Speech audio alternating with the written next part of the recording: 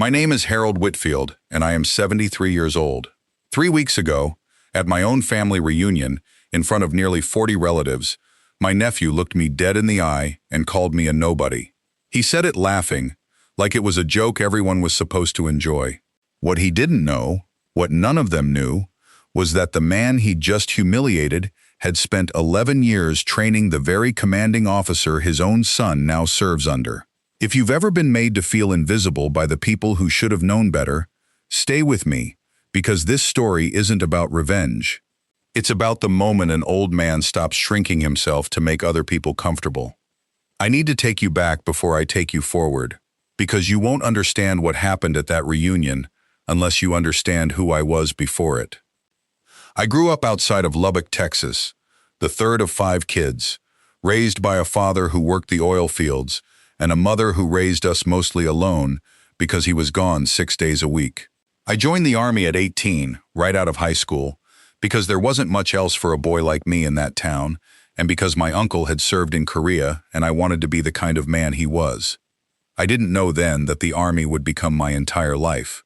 26 years, 3 combat deployments, and the back half of my career spent as a training instructor at Fort Benning, where I helped shape young officers into the kind of leaders men would trust with their lives. I retired a command sergeant major. I don't say that to brag. I say it because it matters to what happens later in this story. When I came home for good, I didn't come home to parades or fanfare. I came home to a quiet house, a wife named Doris who'd waited through every deployment with more patience than I ever deserved, and a family that, frankly, never quite understood what I'd actually done for a living. That's the strange thing about a military career, especially one spent training people rather than commanding units on television-friendly battlefields. You don't come home with medals people recognize from movies. You come home with a quiet resume that means everything to the men you shaped and nothing to the family sitting across the table from you at Thanksgiving, because they never asked. And you never volunteered it, because that's not how men like me were raised. My brother Frank had 3 kids. The youngest, Marcus, was the nephew who would eventually call me a nobody. Marcus grew up idolizing money instead of service. He went into finance right out of college, made himself rich fast, and somewhere along the way developed the particular kind of confidence that comes from a man who has never once needed anyone else's help and assumes that means he never will. His own son, Tyler, joined the Army 5 years ago, something Marcus never talked about much at family gatherings, like it embarrassed him slightly that his boy hadn't gone into something more lucrative. I loved Tyler like my own grandson. I wrote him letters when he went through basic training. I sent him care packages. When he got commissioned as an officer, I was prouder than I let on, because I understood something about what that path actually costs a young man, in ways his own father never could. What none of them knew, not Marcus, not even Tyler himself, not for years, was a detail buried in old paperwork and older memory. Tyler's commanding officer, a man named Colonel Reyes, had come through my training program at Fort Benning as a young lieutenant almost 20 years earlier. I remembered him well. Sharp young officer, a little arrogant in those early days, the kind of man who needed someone to break him down before he could be built into something worth following. I was the one who broke him down. I was the one who built him back up. I have a photograph in my study, taken the day he graduated that program, of a young Lieutenant Reyes shaking my hand with more gratitude in his eyes than I'd seen from most men in my life. That connection sat quiet and unspoken for 2 decades, the way most of my career sat quiet and unspoken in front of my own family, until the day it stopped being quiet at all. The reunion happened on a hot Saturday in July, out at my brother Frank's property, the kind of gathering our family had done every summer for as long as I could remember. Nearly 40 people showed up. Cousins, second cousins, spouses, kids running through the yard with sparklers left over from the 4th. Doris and I drove 2 hours to get there, the way we always did, bringing her potato salad because nobody else has ever tasted right to the family. I want to be honest with you about something. I had noticed, over the last several years, a slow shift in how certain family members treated me. Not cruelty exactly, just a quiet dismissiveness. When conversations turned to careers and success, The spotlight always found Marcus, with his real estate portfolio and his lake house and his stories about closing seven-figure deals. Nobody ever asked me much about my career anymore. I think, somewhere along the way, I became Uncle Harold, the old army guy, a category rather than a person, filed away in everyone's mind as a sweet but unremarkable relic of a war nobody remembered clearly enough to ask real questions about. I didn't mind that, not really, not for years. I'd made peace with the fact that most of what I did in the Army wasn't the kind of thing you could explain at a barbecue anyway. The real weight of training men who would go on to lead others into danger, that's not a story that fits between potato salad and horseshoes. I carried it quietly, the way I'd carried most things quietly my whole life. But that Saturday, something shifted, and it started with Marcus holding court near the drink cooler, telling a long story about a business deal. When Tyler walked over in his dress uniform, he'd come straight from a ceremony on base and hadn't had time to change, and the conversation turned, briefly, to his career. "Tyler's doing good work over there," someone said. "Serving under some pretty impressive people, I hear." "Yeah," Marcus said, with that particular tone he got when he was about to make a joke at someone else's expense to make himself look sharper by comparison. "Speaking of impressive military people, hey, Uncle Harold, you were in the Army too, right? Back in the day? What'd you do over there? Guard a supply closet?" A few people laughed. Not cruelly, I think, just the reflexive laugh people give when someone else sets up a joke and they don't want to be the one who doesn't laugh. "I trained soldiers," I said simply. "For a long time." "Trained soldiers," Marcus repeated, grinning at the group like he'd caught me in something.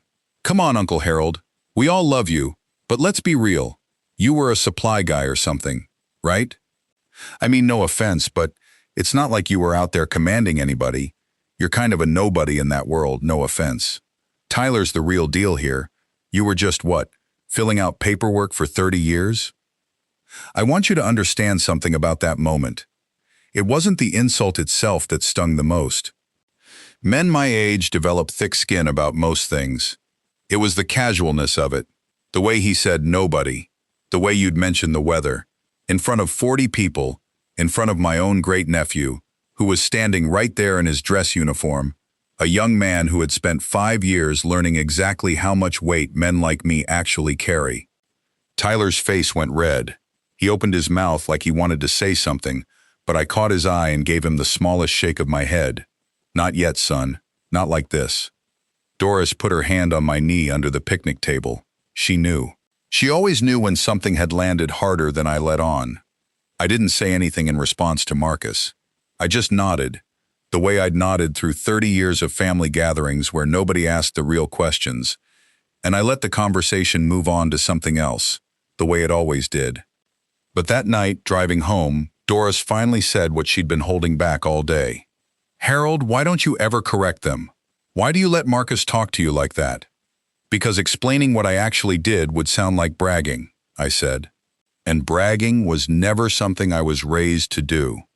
"There's a difference between bragging and telling the truth about your own life," she said. "You've let that man make you small at every single gathering for 10 years, and today he did it in front of your own great nephew, in his uniform, and you just sat there and took it." I didn't have a good answer for her that night. I just drove and thought about 30 years of quiet service that nobody in my own family had ever bothered to understand, and I felt something in my chest that I hadn't felt in a long time. Not quite anger, something closer to grief. Here is where the story turns, and I want to tell it to you the way it actually happened, because the truth is stranger and more satisfying than anything I could have planned. 4 days after the reunion, Tyler called me. Not Marcus, Tyler. "Uncle Harold," he said, and his voice had an edge of disbelief in it I'd never heard from him before. "I need to ask you something, and I need you to be straight with me. Did you serve at Fort Benning, in the training command, sometime in the mid-90s? "I did," I said. "Why do you ask?" "Because my commanding officer, Colonel Reyes, came to give a talk to our unit yesterday. He does this every so often, tells us stories about the officers who shaped him.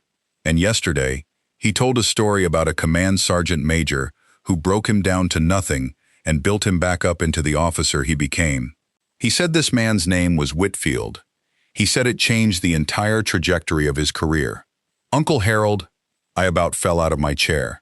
I asked him, just to be sure, if the man's first name was Harold, and he said yes. I sat there holding the phone, feeling something settle in my chest that I hadn't expected to feel. That was a long time ago, Tyler, I said quietly. Reyes was a green lieutenant back then, sharp but green. I don't remember it being anything special. I trained a lot of men. Uncle Harold, he talked about you like you were the reason he's alive today.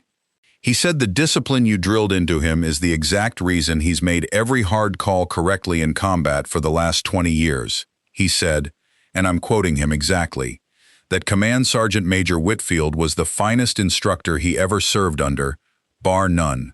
Uncle Harold, that's my commanding officer, the man leading my unit right now, and you're the man who made him who he is. I didn't say anything for a long moment.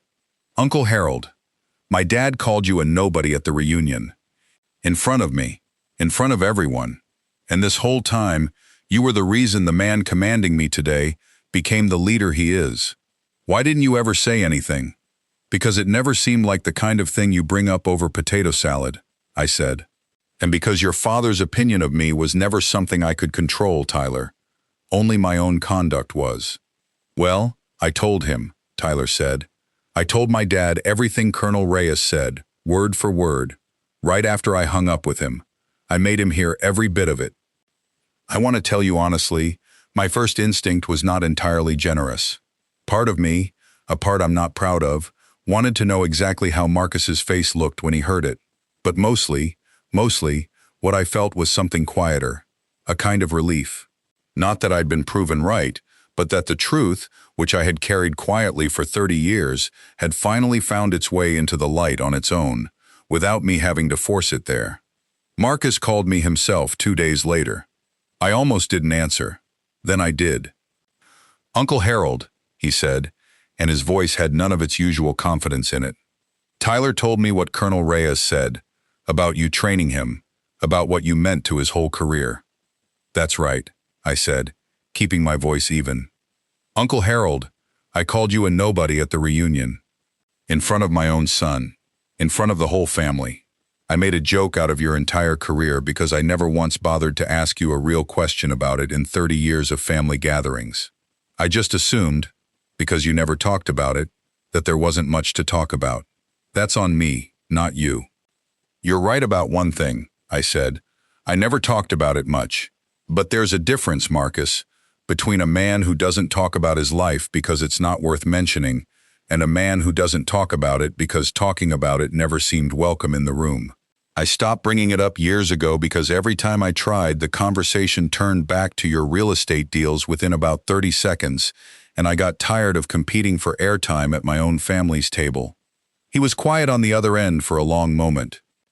I'm sorry, Uncle Harold, I mean that. I've spent my whole adult life trying to be the most impressive person in every room I walk into, and somewhere along the way, I decided that meant making other people smaller so I could feel bigger by comparison. I did that to you for years, and I didn't even realize it until my own son had to sit me down and make me listen to what my joke actually cost. I appreciate you saying that, I said. But I want you to understand something, Marcus. I'm not telling you any of this so you'll be impressed with me now. I'd have been just as much a person worth respecting if Colonel Reyes had never given that speech, if Tyler had never called me, if none of this had ever come out at all. My worth was never contingent on you finding out I trained somebody important. It was already there. You just weren't looking. There was a long pause, and then Marcus said something I didn't expect. Can I take you to lunch? Just the two of us. I want to actually ask you about your career. All of it. I want to hear it properly. For the first time in my life.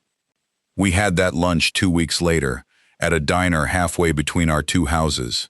For nearly 3 hours, I told him things I had never told anyone in the family. About the men I trained who never made it home, and the ones I trained who did, in part because of what I drilled into them.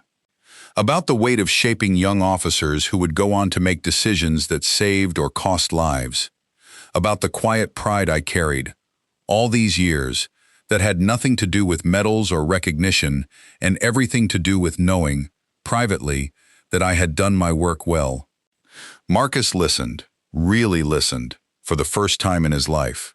At the end of it, he said, "I owe you 30 years of conversations I never had with you, Uncle Harold. I can't get those back, but I'd like to start having them now, if you'll let me." I told him I would. The next family reunion is in 3 weeks. Marcus has already asked if I'll bring some old photographs from my Army days, the ones I've kept in a box in my closet for decades that nobody ever asked to see. Tyler is bringing Colonel Reyes, who apparently asked, when he heard the whole story, if he could finally meet the family of the man who shaped his entire career. I don't tell you this story because I want you to feel sorry for an old man who got called a nobody at a barbecue. I tell you this story because I want you to understand something important. There will be people in your life, sometimes people you love, who will categorize you, file you away as smaller than you are, simply because you never made a habit of announcing your own worth. That doesn't mean your worth isn't there. It means it's been quietly waiting the whole time for a moment like this one, when the truth simply refuses to stay hidden any longer. I spent 30 years being underestimated at my own family's table. It turns out, the men I shaped in uniform never underestimated me for a single day. If this story reminded you of someone who deserves more credit than they've ever asked for, tell me in the comments where you're watching from tonight.